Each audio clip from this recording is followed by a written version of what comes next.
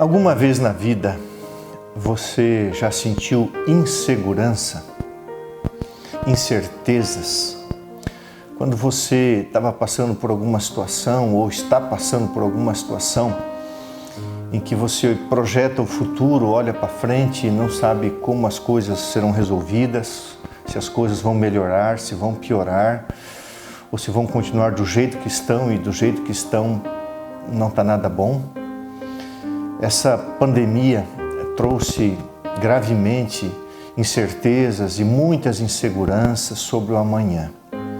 É sobre isso que eu quero meditar um pouquinho com você, à luz da palavra de Deus, usando logicamente poucos textos, mas em Jeremias 31, o verso 16 e o verso 17, há uma promessa de Deus que diz assim: assim diz o Senhor, pare de chorar, enxugue as lágrimas dos seus olhos, porque há recompensa para as suas obras, diz o Senhor, pois os teus filhos voltarão da terra do inimigo. Verso 17, há esperança para o teu futuro, diz o Senhor, porque teus filhos voltarão para casa. Qual era o contexto aqui? O povo de Deus estava indo para o exílio babilônico e lá permaneceriam durante 70 anos. A pergunta era: será o fim da nação? Havia um clima de muita incerteza, de muita insegurança sobre o futuro de Israel. O que aconteceria com eles? Escravizados por sofrerem as consequências dos seus pecados, imoralidade, idolatria, perversões sexuais, morais, adoração aos deuses cananitas. E então Deus, em seu amor misericordioso e graça, estaria disciplinando o seu povo, porque Apocalipse diz: eu repreendo e disciplino a todos quanto amo. E o povo passaria, a nação passaria por uma disciplina. E também teria oportunidade de pregar a mensagem de Deus, como fez através do profeta Daniel e os seus 3 amigos, Ananias, Misael e Azarias, conhecidos como Sadraque, Mesaque e Abednego. Todavia, Deus então levanta 3 profetas. Jeremias, que ficou em Jerusalém, Ezequiel, que estava junto com o povo às margens do rio, lá em Babilônia, e Daniel na corte babilônica. E esses 3 profetas também emitiam mensagens, não apenas explicando o que estava acontecendo, porque já haviam advertido, mas também encorajando o povo e dando esperança de um futuro melhor, em que o futuro seria diferente, em que Deus ia transformar a calamidade presente num futuro brilhante, se Israel fizesse a vontade de Deus, e o que infelizmente não aconteceu. Em 1988, mês de dezembro, eu terminava o 1º ano de teologia e levei um grupo de 23 estudantes, a maioria de teologia, e fomos vender livros religiosos na cidade de Passo Fundo, no Rio Grande do Sul. Ali ficaríamos por quase 70 dias, nos meses de dezembro, janeiro e parte de fevereiro. Além de pregar o Evangelho de casa em casa, aprender a arte da visitação, da persuasão, também venderíamos literatura para suprir as necessidades dos nossos estudos, pagando a faculdade e outras necessidades que tínhamos aqui como estudantes.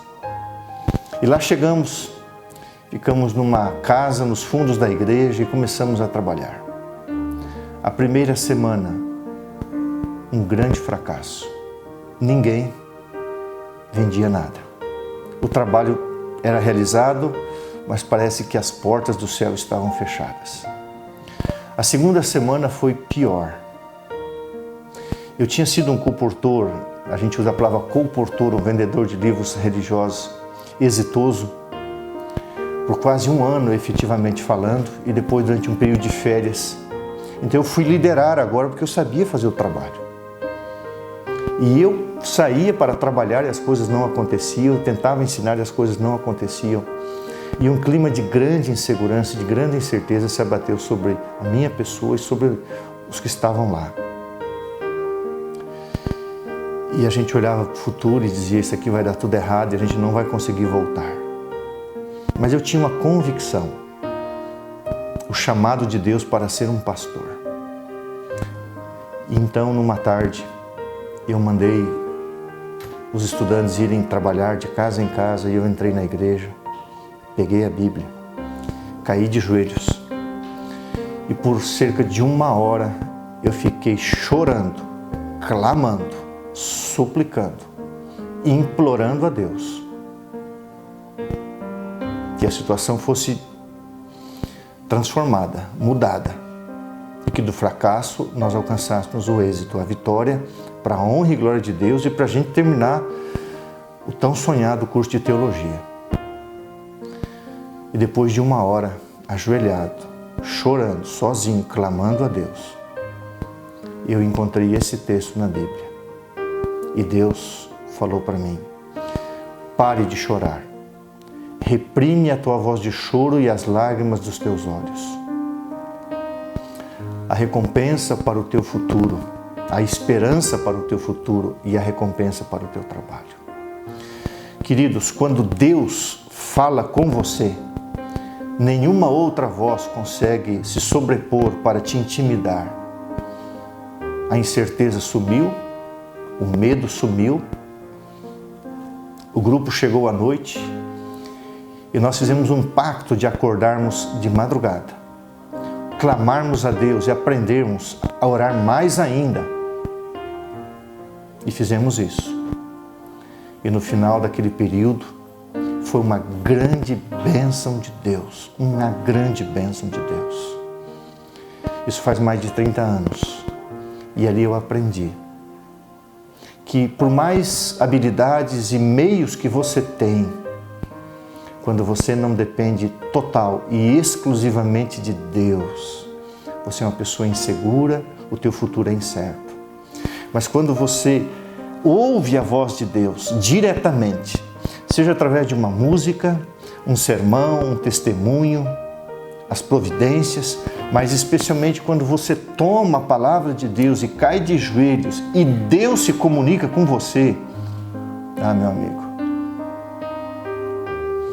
não há barreiras que Satanás possa levantar, que a fé recebida não seja capaz de atravessar. Na manhã seguinte eu saí com um colega que hoje é pastor aqui no estado de São Paulo. Nós fizemos 11 visitas, fizemos 11 vendas, deixamos literatura em 11 comércios. E a partir do outro dia dessa experiência com Deus, a partir daquele dia em que eu saí com esse amigo, todos passaram a ter êxito e vitória. E nós acordávamos às vezes às 3, às 4 horas da manhã, íamos o grupo todo para a igreja clamar, orar e a bênção veio. Eu não sei pelo que você está passando, não sei se você tem comércio, você tem algum serviço, se você presta algum serviço, se você tem uma empresa, se você perdeu o emprego, se você sente alguma insegurança, alguma incerteza em relação ao amanhã. Lembre-se das palavras de Deus em Jeremias 31, 16 e 17. Ali o contexto era o retorno do povo do exílio, dizendo que o exílio ia terminar, as dificuldades iam terminar. Quantas vezes as incertezas, os medos nos geram insegurança e muitas vezes choramos com medo do amanhã. Reprime a tua voz de choro. Pare de chorar. Enxugue as lágrimas dos teus olhos. A recompensa para a tua vida, para as tuas obras diante de Deus e, sobretudo, a esperança para o teu futuro. O nosso futuro está garantido, porque o nosso futuro está em boas mãos, nas mãos daquele que está preparando um novo céu e uma nova terra. Agora, a nossa vida tem que estar à disposição de Deus, nas mãos de Deus, porque o futuro está em boas mãos, Então a nossa vida tem que estar nestas mãos.